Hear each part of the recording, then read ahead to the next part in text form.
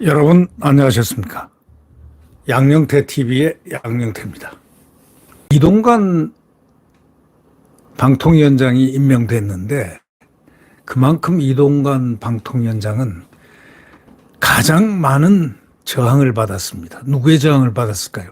소위 더불어민주당 이재명 당의 저항을 엄청나게 많이 받았습니다.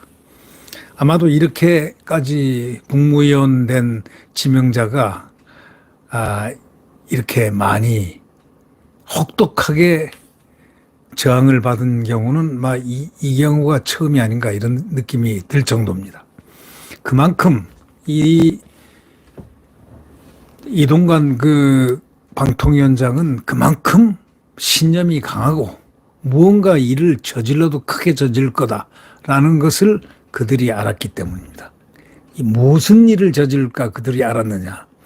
그들이 여태까지 장악했던 방송을 갖다가 방송통신을 그들이 장악을 했는데 그 건립이 장악한 이 장악력 건립이 엄청나게 강하게 해놨고 알박기를 다 해놨기 때문에 아무도 이거는 그 다음 방통위원장은 어떤 사람이 와도 힘들 거라고 생각을 했는데 느닷없이 이동관 카드가 턱 나오고 나니까 이동관의 겁을 팍 먹은 겁니다.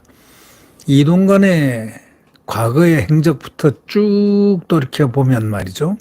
그는 정정당당하고 광명정대한 길을 걸어오고 거기에 강한 신념 체계를 갖고 있는 확신에 찬 사람입니다. 그렇기 때문에 무서워한 겁니다. 자, 좌파 정권이 장악하고 틈틈이 틈새로 다 침투한 그 극좌파, 이 방송 영역에서 구석구석을 너무나 깊이 잘 알고 있는 아주 담대한 그 개혁을 할 수 있는 사람이 누군가. 이동관이 무서웠던 겁니다.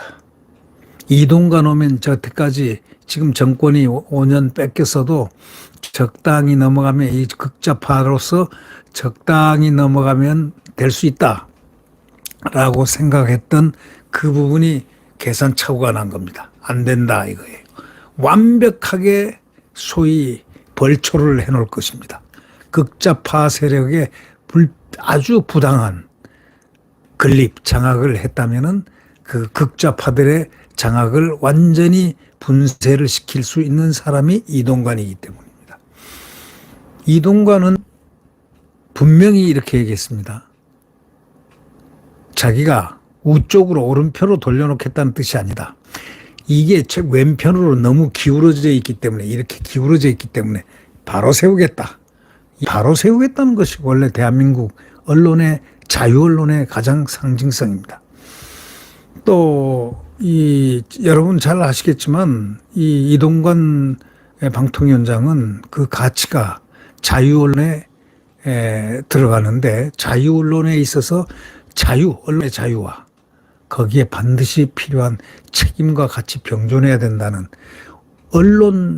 자유 언론의 본연을 굉장히 강조하는 가치의 중심의 언론 가치의 언론 자유의 가치의 책임, 이것을 부여하는 확신에 있는 그 신념의 체계를 갖다가 그는 구축하고 있습니다. 자유 언론의 책임, 언론 두 가지가 병존해야 된다라는 사실 말이죠. 여태까지 거짓말로 왜곡하고 선동하고 선전했던 이 언론들은 과감히 뿌리를 뽑아서 정직한 언론으로 만들어주겠다는 그러한 의사표시죠. 이동관은 적당히 타협하지 않는 사람입니다. 자유 언론으로 반드시 여태까지 소위 구축된 소위 극좌파 언론을 자유 언론으로 만듦과 동시에 자유 언론은 언론의 자유와 동시에 책임을 부여하는 병존하는 그러한 확고한 언론 본연의 입장으로 돌려놓겠다 이겁니다. 정말 이동관 방통위원장은 그의 이 취임은 상당히 대한민국 자유 언론으로서는 아주 획기적인 일이라고 아니할 수 없습니다. 오른쪽으로 기울이겠다는 뜻이 아니고 다시 말하자면 왼쪽으로 완전히 기울어져서 왼쪽으로 넘어질 뻔했던 바로 이 나라의 잘못된 이 언론 구조를 똑바르게 균형 있게 평면으로 만들어 놓겠다는 그의 의지가 바로 자유민주 언론의 기초입니다. 똑바로 평평하게 하겠다 이런 뜻 아니겠습니까? 결국 이제 이동관 방통위원장 임명이 이른바 공영방송 문제가 이제 제기되는데, 공영방송 문제라는 것은 지금 끝이 아니고 바로 이제야 시작한다 이런 뜻입니다. 이 시작, 방송을 관할하는 국회 과학기술정보방송통신의 여당 간사 박성종 의원의 역할론도 부각되고 있는 편입니다. 함께 같이 이것을 가야 된다 이런 얘기죠. 앞으로도 집권 여당의 국회에서의 역할이 막중하기 때문에 지금까지 분투를 평가하고 힘을 실어줘야 한다라는 그런 지적이 있습니다.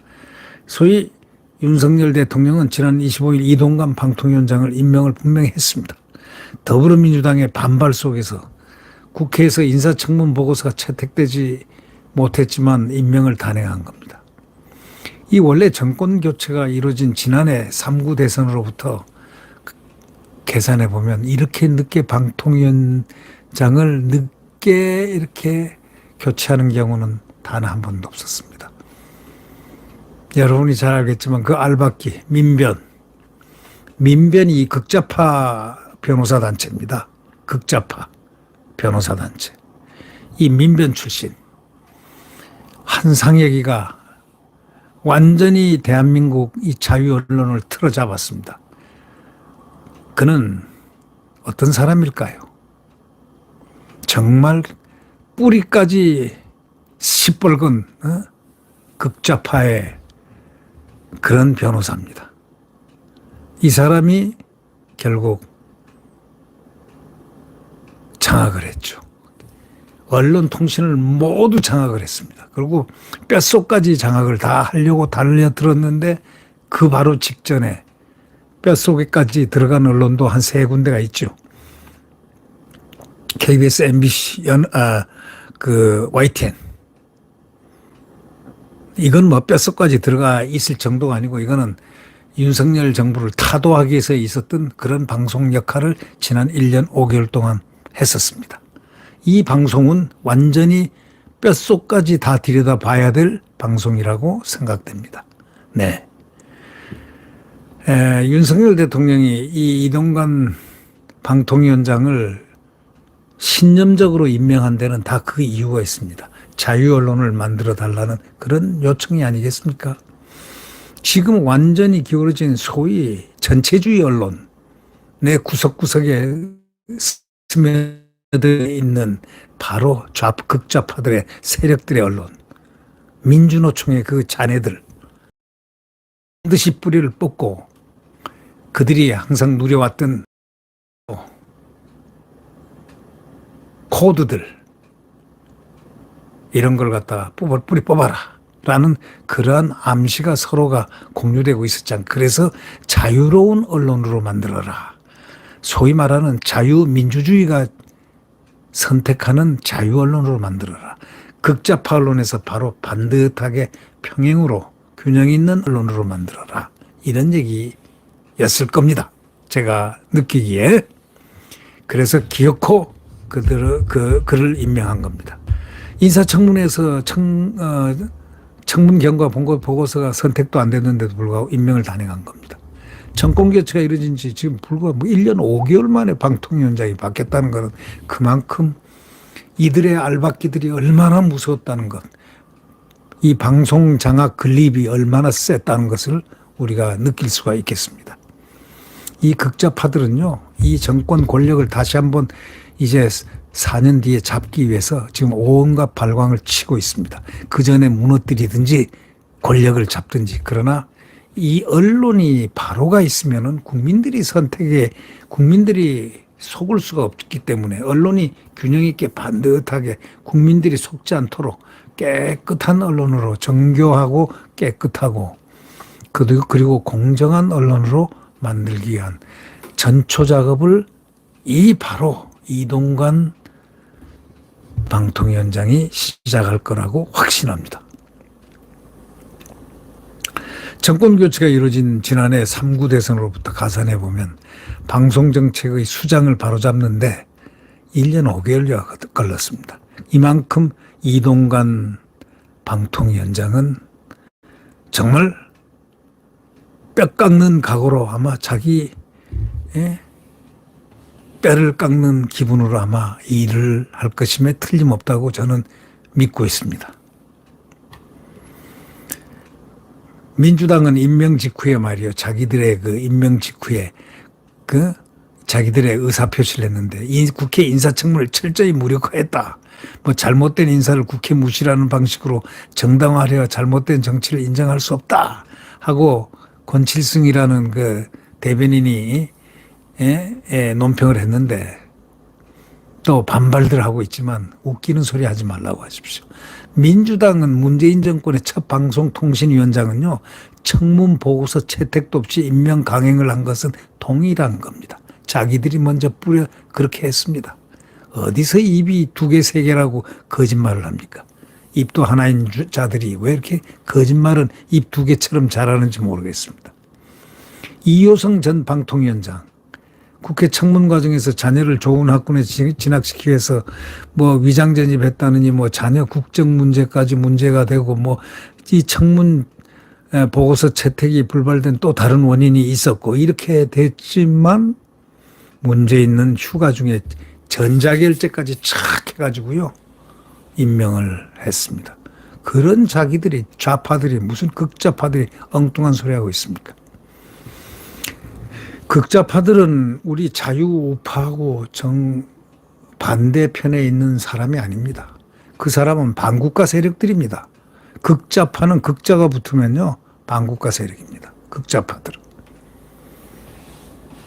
그렇지 않습니까? 어떻게 해서 그들이 예를 들면 좌파라고 하면 같은 대한민국이라는 목적 아래 대한민국 가는 목적에 그 배를 타고 항행을 하면 그쪽 목적을 향해서 가야 되지 않습니까? 그런데 이들은 거꾸로 가려고 하잖아요. 거꾸로. 어디를 친북 좌파라든가 친중 좌파 그리고 이 정부를 파괴하려고 달리지 않아요. 그런 것은 좌파가 아닙니다. 그건 이미 협력할 수 없는 반국가 세력이라고 칭하는 것이 옳습니다. 이효성 전 위원장도 MBC 사장과 이사회 방송문화진흥회 이사 임기는 무조건 꼭 법적으로 보장해야만 한 건 아니다. 이렇게 말하면서 공영방송 사장이 공정성을 지키지 않았다면 책임을 물을 수 있다. 이렇게 주장을 이효성 전 위원장은 한 적이 있습니다.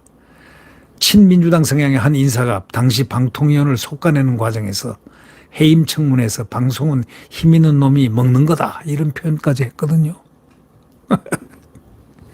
당시 방통위원을 솎아내는 친민주당 성향 인사가 그랬습니다. 원래 해임 청문회에서 방송은 힘 있는 놈이 먹는 거다. 공언한 것이 그렇게 알려져 있습니다. 결국 정권의 방송 장악의 선례를 만든 것은 바로 문재인 정권이었습니다. 민주당이 비난할 자격이 있냐? 의문이 되는 겁니다. 바로 이러한 잘못된 장악의 논리를 다 헤쳐내야 됩니다. 이동관 위원장은 해낼 수 있습니다. 이들은 먹은 것을 토해내게 만들어야 됩니다. 자유언론을 자기 말한 대로 자기들이 말한 대로 힘 있는 자가 방송은 힘 있는 놈이 먹는 거다 이렇게 공언을 했다고 하잖아요. 그런 얘기가 있는데 민주당 친민주당 성향 어떤 인사가요. 방통위원을 솎아내는 과정이 있었던 해임 청문회에서 그랬다는 겁니다. 해임 청문회에서 방송은 힘 있는 놈이 먹는 거다라고 공언을 했다는데 결국 정권의 방송 장악 선례를 만든 게 바로 문재인 아니냐 이거예요. 그렇다면 이 힘 있는 놈이 먹는 것이 선례라고 하면서 딱 먹었던 걸 갖다 토해내게 만드는 게 그게 정상 언론의 회복입니다. 네. 이동관 후보자는 인사청문 과정에서 공영방송 정권의 편을 들러다는 게 아니다 이렇게 얘기했습니다. 시청자에게 유익하고 올바르게 또 공정한 내용을 전달해서 국가사회에 도움이 되달라는 바로 그것이다 이렇게 얘기했습니다. 또 왼쪽으로 기울어져 있는 방송의 진행을 방송의 어떤 진행을 갖다가 오른쪽으로 기울이겠다는 것이 아니다 이거야. 똑바로 평행으로 만들겠다는 거야. 똑같이 진정한 좌파와 우파 이렇게 똑같이 가치를 평준화해서 저울처럼 만들겠다. 예를 들면 이 법에서 상징하듯이 니케라는 게 있지 않습니까? 여신, 디케의 여신. 디케의 여신 디케. 저울 이렇게 들고 있는 여인상이 있지 않습니까?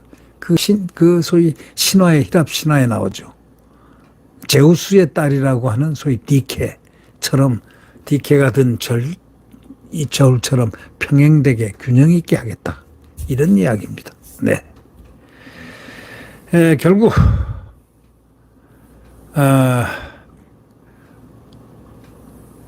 정치권 관계자는 이렇게 얘기들 합니다. 민주당이 방송 진영을 왼쪽으로 기울이는 작업에서 이호성 위원장의 임명 강행이 끝이 아닌 시작이었듯이 다시 똑바로 평평한 곳으로 만드는 작업 또한 이동관 위원장의 임명은 끝이 아닌 시작에 불과하다. 이를 맞습니다. 이제 이동관 방통위원장은 이렇게